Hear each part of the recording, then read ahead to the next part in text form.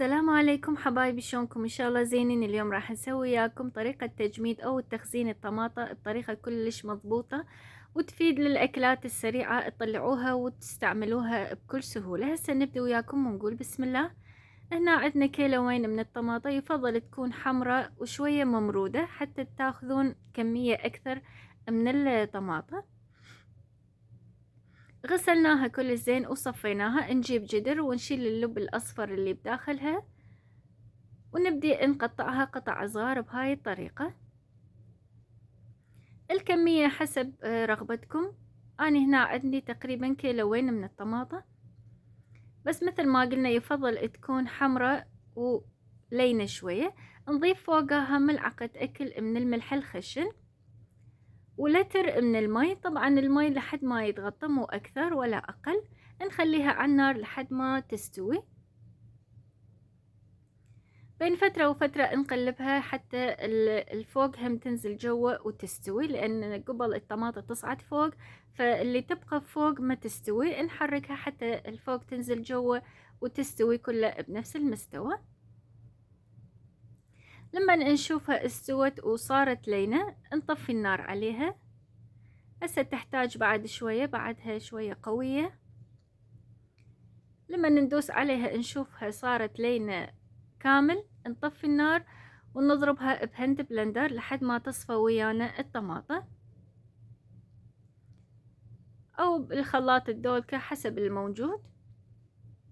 بعد ما نكمل نبدي نصفيها. هسه نجيب مصفي ونفرغ بيها الطماطة. نجيب مصفي شوية فتحات كبار حتى ننزل كمية أكثر من الطماطة. إذا المصفي مالتكم ناعم فد مرة ما راح تنزل الطماطة كامل، بس تنزل المي. فهاي المصفي اللي تكون فتحاته أكبر تنزل كمية الطماطة أكثر. راح نرجع المصفي فوق الجدر حتى تنزل أكثر، لأن الجدر تكون غميجة. نحركها وندوس هيك بهذه الطريقة حتى ننزل الطماطة كله.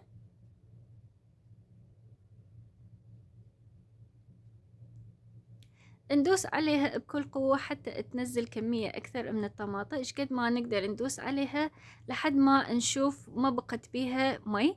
كل ما تنشف الطماطة نضيف فوقها من المي الطماطة مالتها ونبدي ندوس عليها حتى ناخذ كمية أكثر من الطماطة. هسه نشفت بالكامل، خلصت، يعني ما بقى بيها أي سوائل. راح ننظف المصفي من برا همينه، ونرجع صلصة الطماطة بالحافظة حتى تبرد أسرع. لازم تكون باردة بالكامل. لما نعبيها بالأكياس مجموع ويانا الكيس. ما شاء الله طلعت ويانا كمية كلش وفيرة وثخينة همينة ومركزة، لأن ما خلينا بيها مي زايد. هسه بعد ما بردت نجيب كاسة ونخلي بيها الأكياس مال المجمدة. راح نعبي الأكياس بالصلصة. طبعا الكمية حسب رغبتكم تخلون بالأكياس، بس لأن مركزة أنا خليتها هيجي مال طبخات صغيرة. كل ما أحتاج أطلع واحدة أو اثنين أحسن مما تكون هواية والطبخة مالتي قليلة فتبقى نصه. أحسن شي نسويها هيجي صغار لأن مركزة حيل، ونخليها بالصينية وندخلها بالمجمدة. بعد ما تجمد إيش وقت ما تريدون تستعملوها. هسه بعد ما جمدت هذا تكون شكلها. اللي ترجع من الدوام أو تريد تسوي أكلة سريعة مثلا بامية أو باقلة أو فاصولية تحتاج طماطة وما عندها، تطلع من المجمدة بكل سهولة تطلع.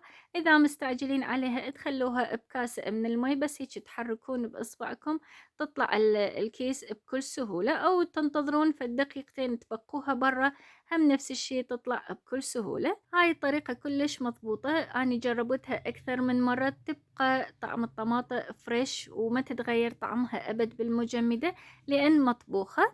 أوصيكم تجربوها. وهسه وقت الطماطة طلعت لأن إجانا صيف، تجربوها ومتأكدة راح تعجبكم لأن طريقة كلش سهلة.